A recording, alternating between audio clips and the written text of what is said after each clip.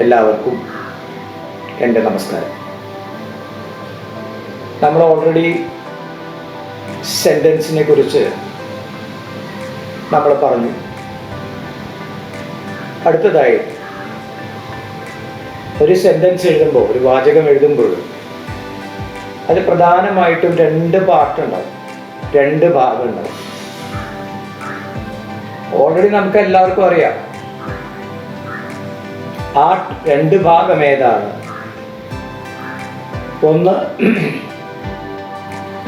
Subject part, രണ്ട് the predicate part. ഇപ്പൊ subject and predicate.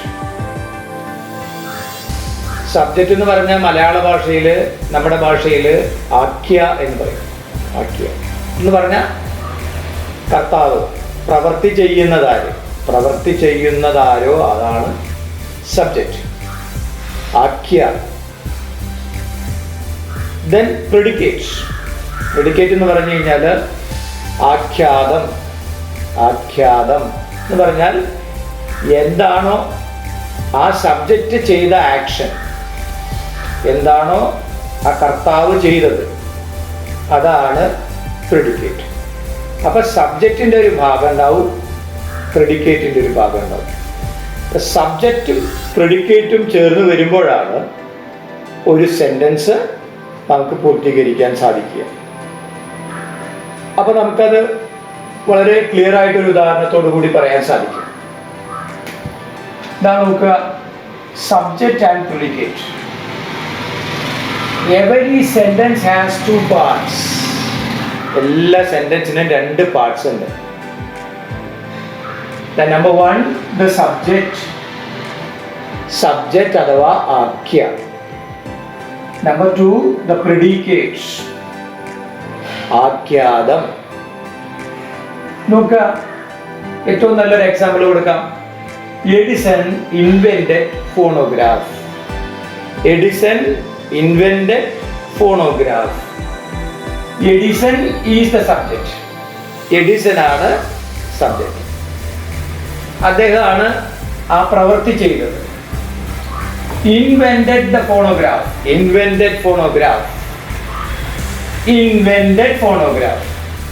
ആ ഫോണോഗ്രാഫ് കണ്ടുപിടിച്ചു. അപ്പൊ അദ്ദേഹം ചെയ്ത ഭാഗം, ദാറ്റ് ഈസ് ആഖ്യാതം. In English, predicate.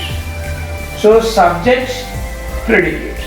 ഇത് രണ്ടും കൂടി ചേരുമ്പോഴാണ് ഒരു സെന്റൻസ് ഏറ്റവും ഭംഗിയായി പൂർത്തീകരിക്കപ്പെടാൻ സാധിക്കുക. ക്ലിയർ അല്ലേ? Subject and predicate. സോ ഒരു സെന്റൻസിനെ കുറിച്ച് പറഞ്ഞു. സെന്റൻസ് എത്ര തരത്തിലുണ്ടെന്ന് പറഞ്ഞു. സെന്റൻസിന്റെ പ്രധാനപ്പെട്ട രണ്ട് ഭാഗങ്ങളാണ്. ഇതെല്ലാവർക്കും അറിയാം. പക്ഷേ അതല്ലല്ലോ ഇമ്പോർട്ടൻസ്. അതെന്താ, അതിൻ്റെ മലയാളം എന്താ, അതെങ്ങനെയാണ് മറ്റ് സബ്ജക്റ്റിൽ വരിക, ലാംഗ്വേജിൽ വരിക, ഭാഷകളിൽ വരിക എന്നൊക്കെ നമ്മൾ പറയുമ്പോൾ ഏകദേശം എല്ലാത്തിലും ഒരു സ്ട്രക്ചറാണ്, സിമിലാരിറ്റി കാണാൻ സാധിക്കും. അതുകൊണ്ട് ഇതിൻ്റെ ബേസിക് ആയിട്ട് നമ്മൾ മനസ്സിലാക്കേണ്ട ഒരു കാര്യം, ആക്ഷൻ ചെയ്യുന്ന ഒരാൾ, അതില്ലാതെ സെന്റൻസ് എഴുതാൻ പറ്റില്ല. അതാണ് സബ്ജക്റ്റ്.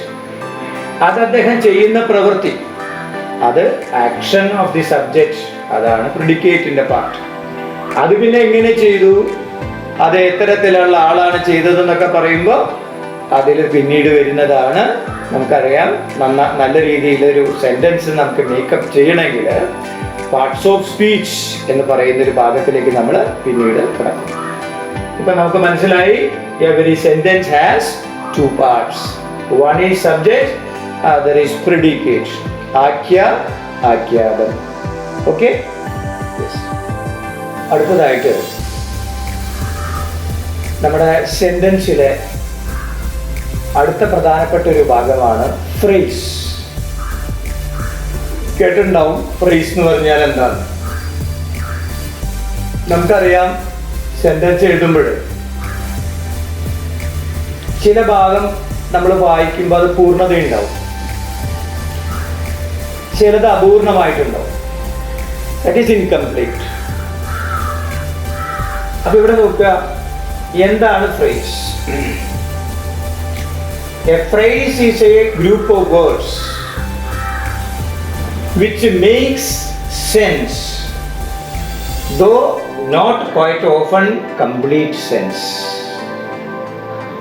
മനസ്സിലായോ? A phrase is a group of words which makes sense, though not quite often complete sense. എന്ന് പറഞ്ഞാൽ എന്താ? ഫ്രേസ് എന്ന് പറഞ്ഞാൽ വാക്കുകളുടെ ഒരു കൂട്ടാണ്. അത് നമുക്കൊരു സെൻസ് തരും, നമുക്കൊരു ബോധം തരും. ആ സെന്റൻസ് എന്താണെന്നൊരു ബോധം തരും. പക്ഷേ not quite open complete sense, പലപ്പോഴും അതിൽ പൂർണ്ണമായ ഒരു സെൻസ് നമുക്ക് തരില്ല. ഒരു അപൂർണത ഉണ്ടാവും, ഒരു ഇൻകംപ്ലീറ്റ്നെസ് ഉണ്ടാവും, പക്ഷെ ഒരു സെൻസ് ഉണ്ടാവും. സെൻസ് ഉണ്ടാവും, പക്ഷേ ദർ ഈസ് എൻ ഇൻകംപ്ലീറ്റ്നെസ്. അത്തരത്തിലുള്ള വാക്യത്തിൻ്റെ ഭാഗമാണ് ഫ്രേസ്. ആ ഫ്രേസ് നമുക്ക് മൂന്നായിട്ട് തിരിക്കാം. 3 തരത്തിൽ ഫ്രേസ് വരാം. നമുക്കറിയാം അഡ്ജക്റ്റീവ് ഫ്രേസ്. അഡ്ജക്റ്റീവ് എന്ന് പറഞ്ഞാൽ എന്താ? നമ്മൾ പാർട്ട് ഓഫ് സ്പീച്ച് വരും, നാമവിശേഷണം എന്ന് പറയാം. അഡ്ജക്റ്റീവ് എന്ന് പറഞ്ഞാൽ നാമവിശേഷണം, അഡ്ജക്റ്റീവ്. ആഡ്വർബൽ ഫ്രേസ്. ആഡ്വർബ് എന്ന് പറഞ്ഞാൽ എന്താ? ക്രിയാവിശേഷണം. ആഡ്വർബ്, വെർബിനെ ആഡ് ചെയ്യുക. Then noun phrase. Noun എന്ന് പറഞ്ഞാൽ നാമം, സബ്ജക്റ്റ് അല്ലെങ്കിൽ പേര്. വസ്തുവിൻ്റെ പേരാകാം, സ്ഥലത്തിൻ്റെ പേരാകാം, അത് ജീവനുള്ളതാകാം, ജീവനില്ലാത്തതാകാം, അത് നൗൺ. അപ്പം നൗൺ ഫ്രേസ്. ഇപ്പോൾ ഫ്രേസ് 3 തരത്തിൽ പറയാം. ഒന്ന് adjective phrase, adverbial phrase, noun phrase. ഇനി നമുക്ക് എക്സാമ്പിൾ നോക്കാം. The sun sets in the west. The sun sets in the west. എന്താ അർത്ഥം? സൂര്യൻ പടിഞ്ഞാറ് അസ്തമിക്കുന്നു എന്നർത്ഥം. The sun sets എന്ന് പറയുമ്പോൾ എന്താ? സൂര്യൻ അസ്തമിക്കുന്നു. അത് പൂർണ്ണതയാണ്, ഒരു പൂർണ്ണമായിട്ടുള്ള അവസ്ഥയുണ്ട് അവിടെ. Completeness is there. In the west. ആ in the west ആണ് അവിടുത്തെ ഫ്രേസ്. എന്താ in the west ഫ്രേസ് എന്ന് പറയാൻ കാരണം? in the west എന്ന് പറയുമ്പോൾ ഗ്രൂപ്പ് ഓഫ് വേർഡ്സ് ആണ്, പക്ഷെ ഒരു സെൻസ് ഉണ്ട്. പടിഞ്ഞാറ് എന്നുള്ളതൊരു സെൻസാണ്, പക്ഷെ അത് ഇൻകംപ്ലീറ്റ് ആണ്, അത് കംപ്ലീറ്റ് അല്ല. അവിടെ എന്തോ ഉണ്ട്. ഇൻ ദ വെസ്റ്റ്, അവിടെ എന്തോ ഇനിയുണ്ട്, എന്നാൽ അതിന് സെൻസ് തരുന്നുണ്ട്. പടിഞ്ഞാറ് എന്നുള്ളൊരു സെൻസ്, അവിടെ എന്തോ സംഭവിക്കുന്നു എന്ന് പറയുമ്പോൾ അത് ഇൻകംപ്ലീറ്റ് ആണ്. അതൊരു സെന്റൻസിന്റെ ഭാഗമാണ്. ആ സെന്റൻസിന്റെ ഭാഗമായിട്ടുള്ള ആ ഒരു ഇൻകംപ്ലീറ്റ് സെൻസ് പറയുന്ന ഭാഗമാണ് ഫ്രേസ്. ഈ സെന്റൻസിൽ in the west is the phrase. അടുത്ത എക്സാമ്പിൾ നോക്കാം. The boy sat on a well. Sat on a wall. The boy sat on a wall. Boy sat on a wall. On a wall. Complete ഇല്ല. എന്നാൽ on a wall. ആ സ്ഥലം നമുക്ക് മനസ്സിലായി, sense ഉണ്ട്, പക്ഷെ കംപ്ലീറ്റ് സെൻസ് ഇല്ല. അതുകൊണ്ട് അതിന് ഫ്രേസ് എന്നത് പറയാൻ നമുക്ക് സാധിക്കും. വാക്കുകളുടെ കൂട്ടമാണ്, ഇൻകംപ്ലീറ്റ് സെൻസ് ഉണ്ട്. She is a girl of great beauty. She is a girl of great beauty. ആ പെൺകുട്ടി ഗ്രേറ്റ് ബ്യൂട്ടിയാണ്. പറയേണ്ടതില്ല, പെൺകുട്ടികളാണ്, അപ്പം ഗ്രേറ്റ് ബ്യൂട്ടി ആയിരിക്കും എന്നാണ് നമ്മുടെ വിശ്വാസം. പഴയ കാലത്ത് ശരിയാണ്, പുതിയ കാലത്ത് അത് ശരിയാണോ എന്നുള്ളത് എനിക്ക് പറയാൻ പറ്റില്ല. എന്തായാലും നമ്മളൊരു സെന്റൻസ് എഴുതുമ്പോൾ അത് ക്യൂട്ടായിട്ട് എഴുതണ്ടേ. അതുകൊണ്ട് she is a girl of great beauty. അപ്പൊ ഓഫ് ഗ്രേറ്റ് ബ്യൂട്ടി, ആ ഗ്രേറ്റ് ബ്യൂട്ടി എന്നുള്ളത് നിങ്ങൾക്ക് ഒരു ഭാഗമാണ്, സെൻസ് ഉണ്ട്, അത് നല്ല ഭംഗി എന്നുള്ളൊരു അർത്ഥമുണ്ട്, പക്ഷെ അത് ഇൻകംപ്ലീറ്റ് സെൻസ് ആണ് എന്ന സെന്റൻസിന്റെ പാർട്ടാണ്. അപ്പൊ she is a girl of great beauty. ആ of great beauty is phrase. അപ്പൊ നമുക്ക് മനസ്സിലായില്ലേ ഫ്രേസ് എന്ന് പറഞ്ഞാൽ എന്താ? A phrase is a group of words which makes essence, though not quite often a complete sense.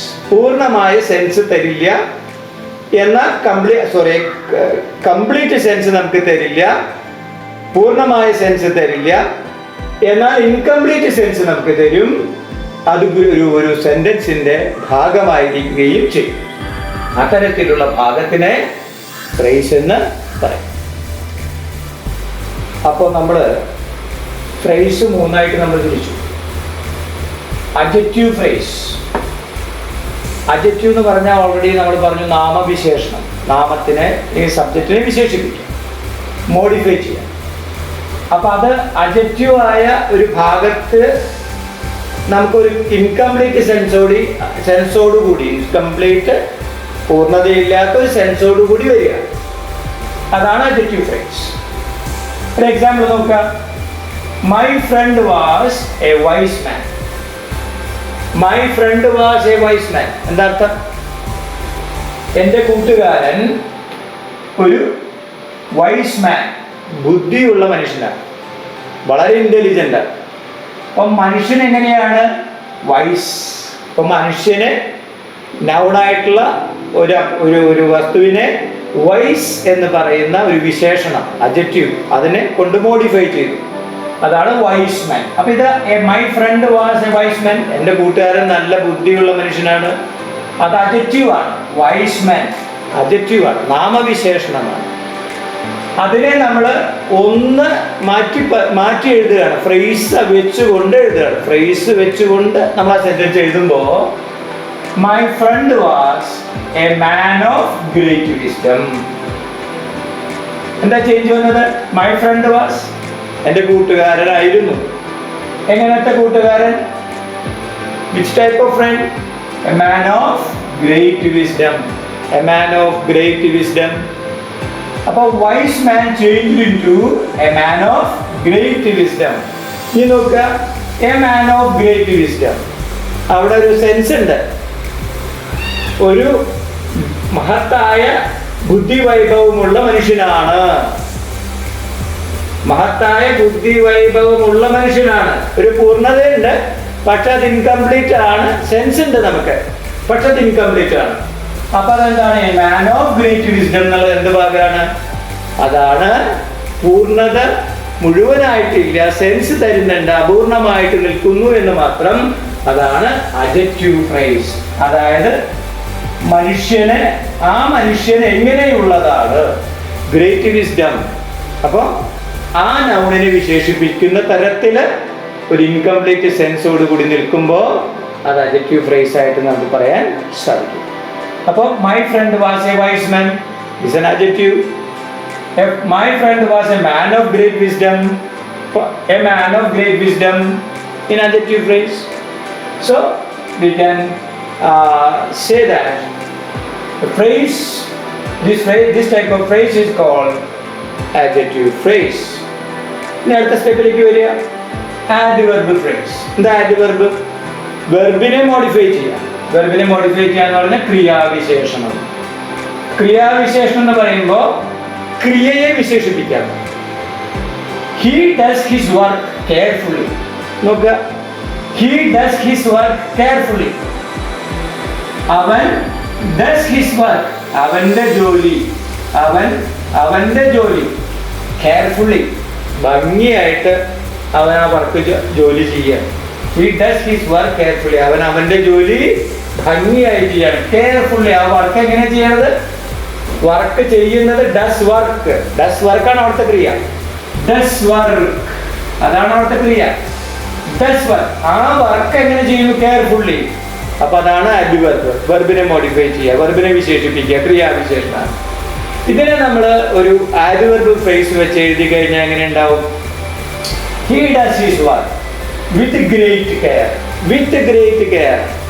ഒരു വിത്ത് എന്നുള്ള ഒരു പ്രിപ്പോസിഷൻ നമ്മൾ വെച്ചുകൊണ്ട് വിത്ത് ഗ്രേറ്റ് കെയർ.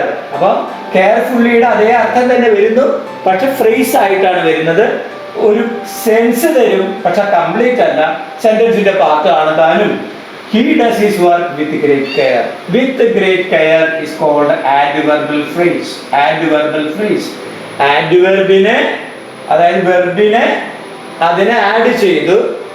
ആ ആഡ് ചെയ്യുന്നത് അതൊരു ഒരു വാക്യത്തിന്റെ അപൂർണമായിട്ടുള്ള സെൻസ് തരുന്ന ഭാഗമായിട്ടായി ചേർക്കുക. അതാണ് with great care. Same meaning, same. Carefully അത് ആഡ്വർബ്, വിത്ത് ഗ്രേറ്റ് കെയർ അത് ആഡ്വർബൽ ഫ്രേസ്. Noun phrase. ഇനി നോക്കാം നൗൺ ഫ്രേസ് എങ്ങനെയാ വരുന്നത്? They enjoyed singing songs എന്ന് പറയുമ്പോൾ എന്താ അർത്ഥം? They enjoyed singing. അവർ എൻജോയ് ചെയ്യാൻ. എന്തിൽ എൻജോയ് ചെയ്യുന്നു? Singing songs. പാട്ടുകൾ പാടുന്ന ആ പാട്ടുകളിൽ അവർ പാടി എൻജോയ് ചെയ്യാൻ. അപ്പൊ പാട്ടുകൾ എന്നുള്ളതാണ് സിംഗിങ് സോങ്സ്. സിംഗിങ് സോങ്സ്, പാട്ടുകൾ പാടുന്നു. അതൊരു സെൻസ് ഉണ്ട്, പക്ഷെ കംപ്ലീറ്റ് അല്ല. ആരാണ്? ദേ എൻജോയ്ഡ്. അപ്പോഴാ കംപ്ലീറ്റ് സെൻസ് കിട്ടി. ദേ എൻജോയ്ഡ് സിംഗിങ് സോങ്സ്. അപ്പൊ അവിടെ നൗൺ ഏത് കാര്യം ചെയ്യുമ്പോഴാണ് അവർക്ക് ഒരു സന്തോഷം ഉണ്ടായത്? Singing songs. ആ പാട്ടുകൾ പാടുമ്പോൾ അവർക്ക് ഒരു സന്തോഷം ഉണ്ടായി. അതാണ് noun phrase. The boy wants to go home. The boy wants to go home. The boy wants, ആ കുട്ടി ആഗ്രഹിക്കുകയാണ്. ടു ഗോ ഹോം, വീട്ടിലേക്ക് പോകാൻ ആഗ്രഹിക്കുകയാണ്. വീട്ടിലേക്ക് പോകാൻ. ടു ഗോ ഹോം, വീട്ടിലേക്ക് പോകാൻ. അപ്പൊ ആ വീട് എന്നുള്ളത് നൗണാണ്. ടു ഗോ ഹോം, വീട്ടിലേക്ക് പോകാൻ. അത് ഒരു സെൻസ് തരുന്നുണ്ട്. അത് ഇൻകംപ്ലീറ്റ് ആണ്. അതൊരു ഫ്രേസ് ആണ്. അത് നൗൺ അടങ്ങിയ ഭാഗമായതുകൊണ്ട് അത് നൗൺ ഫ്രേസ് ആണ്. So the boy wants to go home. അടുത്തത് നോക്കുക. The girl likes everyone. The girl likes everyone. ആ പെൺകുട്ടി എല്ലാവരെയും ഇഷ്ടപ്പെടും. അപ്പൊ എവ്രിവൺ എന്നുള്ളത് അവിടെ നൗണാണ്. എവ്രിവൺ. ആ ലൈക്സ് എന്നുള്ള വെർബിന്റെ ഒരു ഒബ്ജക്റ്റ് ആയിട്ട് അവരത് ശരി. ലൈക്സ് എന്നുള്ള വെർബിന്റെ ഒരു ഒബ്ജക്റ്റ് ആയിട്ടാണ് എവ്രിവൺ വരുന്നത്. Everyone is A noun. അപ്പൊ ഈ നൗൺ എവ്രിവണിനെ ബേസ് ചെയ്തുകൊണ്ടാണ് ആ വാക്യം നമ്മൾ ഉണ്ടാക്കിയിട്ടുള്ളത്. So the girl likes everyone, അതൊരു നൗൺ ഫ്രേസ് ആയിട്ട് നമുക്ക് കൺവേർട്ട് ചെയ്യാൻ സാധിക്കും. ലൈക്സ് എവ്രിവൺ എന്നാണ് അവിടുത്തെ ഫ്രേസ്. അത് നൗൺ ഫ്രേസ് ആണ്. അതുകൊണ്ട് അത് ഇൻകംപ്ലീറ്റ് സെൻസ് തരുന്നുണ്ട്, കംപ്ലീറ്റ് സെൻസ് തരുന്നില്ല എന്നേ ഉള്ളൂ. അപ്പൊ നമുക്ക് വളരെ വ്യക്തമായിട്ട് സാധിക്കും ഒരു സെന്റൻസിന്റെ ഒരു ഭാഗമാണ് ഫ്രേസ്. ഫ്രേസ് 3 തരത്തിലുണ്ട്. അഡ്ജക്റ്റീവ് ഫ്രേസ് ഉണ്ട്, ആഡ്വർബൽ ഫ്രേസ് ഉണ്ട്, നൗൺ ഫ്രേസ് ഉണ്ട്. വളരെ വളരെ ക്ലിയർ ആയിട്ട് പറഞ്ഞ ഇഷ്ടം പോലെ എക്സാമ്പിൾ നമുക്ക് എഴുതാനായിട്ട് സാധിക്കും. നമ്മളത് കുറേശ്ശെ ചെയ്യാൻ ശ്രമിക്കുക. അത് കഴിഞ്ഞിട്ട് നമുക്ക് പിന്നീട് കൂടുതലായിട്ട് അതിനെക്കുറിച്ച് സംസാരിക്കാം. ഫ്രേസ് കഴിഞ്ഞാൽ നമ്മൾ സെൻറ്റൻസിലെ simple sentence, compound sentence, complex സെൻറ്റൻസിലേക്ക് പോകുന്നതിന് മുമ്പ് നമുക്ക് ക്ലോസ് എന്ന് പറഞ്ഞാൽ എന്താണ്? വാക്യം എന്ന് പറഞ്ഞാൽ എന്താ? ക്ലോസ് വാചകമല്ല, വാക്യം എന്ന് പറഞ്ഞാൽ എന്താ? വാക്യം എന്ന് പറയുമ്പോൾ പ്രത്യേകത എന്താണെന്ന് വെച്ചാൽ a clause has its own subject and predicate. ഒരു ക്ലോസിന് സ്വന്തമായ സബ്ജക്റ്റും സ്വന്തമായ പ്രിഡിക്കേറ്റും ഉണ്ടാവും. സ്വന്തമായ സബ്ജക്റ്റും സ്വന്തമായ പ്രിഡിക്കേറ്റും ഉള്ള സെന്റൻസിന്റെ ഒരു ഭാഗം അതാണ് clause. But it should not make a complete sense. അത് മുഴുവനായിട്ട് അത് പൂർണ്ണമായിട്ടുള്ളൊരു വാക്യം ആകില്ല. പൂർണ്ണമായിട്ടുള്ളൊരു വാക്യം ആകുകയില്ല. എന്നാൽ അതിന് സ്വന്തമായിട്ട് സബ്ജക്റ്റും പ്രിഡിക്കേറ്റും ഉണ്ട് താൻ.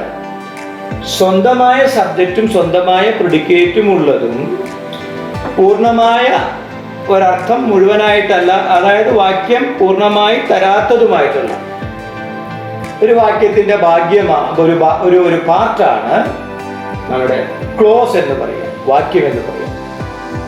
വളരെ വ്യക്തമാണ്. അപ്പോൾ വാക്യങ്ങൾ അതിന് സ്വന്തമായ സബ്ജക്റ്റ് ഉണ്ടാവും, സ്വന്തമായ പ്രിഡിക്കേറ്റ് ഉണ്ടാവും, കർത്താവിന്റെ ഭാഗം ഉണ്ടാവും, അതുപോലെ തന്നെ കർത്താവ് ചെയ്യുന്ന പ്രവൃത്തിയുടെ ഭാഗമുണ്ടാവും. പക്ഷെ അത് ഒരു പൂർണ്ണമായിട്ടുള്ള ഒരു അവസ്ഥ നമുക്ക് തരില്ല എന്ന് മാത്രമേ ഉള്ളൂ. അപ്പൊ ക്ലോസ് സാധാരണയായിട്ട് നമുക്ക് രണ്ടായിട്ട് തിരിക്കാം. പ്രിൻസിപ്പൽ ക്ലോസ് എന്ന് പറയും. Principal close means main clause എന്ന് പറയും. സാധാരണ പ്രധാന വാക്യം എന്നാണ്. നമുക്കറിയാം 2 വാക്യങ്ങൾ ചെയ്യുമ്പോൾ അല്ലെങ്കിൽ 2 പ്രവർത്തികൾ ചെയ്യുമ്പോൾ അപ്പൊ അതിൽ നമുക്കറിയാം അത് പ്രധാനമായിട്ടുള്ളൊരു കാര്യം ഉണ്ടാവും, ഏറ്റവും ഇമ്പോർട്ടൻ്റ് ആയിട്ടുള്ള നമുക്ക് നിഷേധിക്കാൻ പറ്റാത്ത ഒരു എന്താ പറയാ അനുബന്ധമല്ലാത്ത അല്ലെങ്കിൽ ഒരു ഭാഗമല്ല, അതായത് തുടർന്ന് വരുന്നതല്ലാത്ത പ്രധാനമായിട്ടുള്ള ഇമ്പോർട്ടൻ്റ് ആയിട്ടുള്ള ഒരു പാർട്ട് എപ്പോഴും ഉണ്ടാവും. ആ പ്രധാനപ്പെട്ട ഭാഗത്തിനെയാണ് നമുക്ക് പ്രിൻസിപ്പൽ ക്ലോസ് അഥവാ മെയിൻ ക്ലോസ് എന്ന് പറയുക. Principal close is A main part of the sentence. അപ്പോൾ പ്രിൻസിപ്പൽ ക്ലോസ്, മെയിൻ ക്ലോസ് അഥവാ പ്രധാന വാക്യം എന്ന് പറയും മലയാളം. അതിനെ പൂർത്തീകരിക്കാനായിട്ട് തുടർന്ന് വരുന്ന ഭാഗങ്ങൾ ഉണ്ടാകും. അതാണ് അനുബന്ധ വാക്യം എന്ന് പറയും മലയാളത്തിൽ. അനുബന്ധ വാക്യം അതാ സബോർഡിനേറ്റ് ക്ലോസ്. സബോർഡിനേറ്റ് ക്ലോസ് എന്ന് പറയും. സബോർഡിനേറ്റ് ക്ലോസ് അഥവാ അനുബന്ധ വാക്യം. ഈ അനുബന്ധ വാക്യത്തിൽ നമുക്ക് പ്രത്യേകതയുണ്ട്. ഒരു മെയിൻ ക്ലോസ് നമുക്ക് തരുമ്പോൾ കൂടെ രണ്ടോ അതിൽ കൂടുതലോ നമുക്ക് സബോർഡിനേറ്റ് ക്ലോസ് വെക്കാനായിട്ട് സാധിക്കും. സബോർഡിനേറ്റ് ക്ലോസിന് പ്രത്യേകത അത് അപ്രധാനമായ വാക്യമാണ്. അപ്രധാനമാണ്, പ്രധാനമല്ല എന്നർത്ഥം. പക്ഷെ അത് സ്വന്തമായ സബ്ജക്റ്റും പ്രെഡിക്കേറ്റും അതിന് ഉണ്ടായിരിക്കുകയും ചെയ്യും. ഒരു എക്സാമ്പിൾ നോക്കുക. Adarsh is a good boy. Adarsh ഒരു നല്ല കുട്ടിയാണ്. Adarsh is a good boy. Adarsh എന്ന സബ്ജക്റ്റാണ്. ഈസ് എ ഗുഡ് ബോയ്, അത് ഈസ് എ ഗുഡ് ബോയ്, അത് ആഖ്യാതമാണ്, അത് പ്രെഡിക്കേറ്റാണ്. സ്വന്തമായ സബ്ജക്റ്റും സ്വന്തമായ പ്രെഡിക്കേറ്റും ഉണ്ട്. അർത്ഥം പൂർണ്ണമാണ്. Adarsh is a good boy, അത് മെയിൻ ക്ലോസ് ആണ്. അത് വേറെ അതിന് ഭാഗങ്ങളൊന്നുമില്ല. Adarsh is a good boy, Adarsh നല്ല കുട്ടിയാണ്. അതെന്താ പറയുന്നത്? പൂർണ്ണമായ വാക്യാണ്. Adarsh subject, is a good boy, is a part of verb. Then subordinate clause, അത് 3 ഭാഗമായിട്ട് 3 തരത്തിലാണ് വരിക. There are 3 types. ഒന്ന് adjective clause, adverbial clause, noun clause. നേരത്തെ ഫ്രേസിൽ പറഞ്ഞ പോലെ തന്നെ adjective phrase, adverbial phrase, noun phrase. ഇവിടെ പറയാം adjective clause, adverbial clause, noun clause. ഇനി അതെന്താ എന്നുള്ളത് നമുക്ക് അടുത്ത ക്ലാസ്സുകളിൽ നമുക്ക് അതിനെക്കുറിച്ച് കൂടുതൽ പ്രതിപാദിക്കാം. ഒരു എക്സാമ്പിൾ കൂടെ ഞാൻ പറഞ്ഞുകൊണ്ട് ഇവിടെ ഞാനിത് അവസാനിപ്പിക്കുകയാണ്.